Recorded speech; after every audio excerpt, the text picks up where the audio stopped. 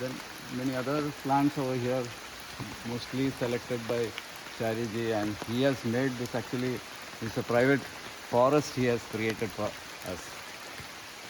This was actually watered. We have got tap still over there, watered and grown.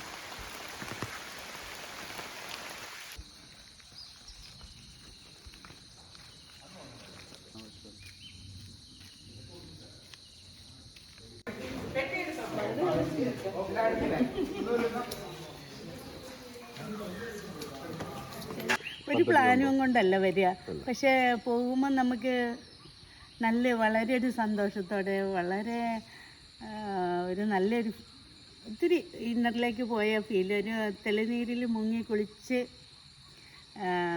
ഇറങ്ങിയൊരു ഫീലാണ്. അങ്ങനെ ഓരോ പ്രാവശ്യം പോകുമ്പോഴും നമുക്ക് ഉണ്ടാകുന്നത്.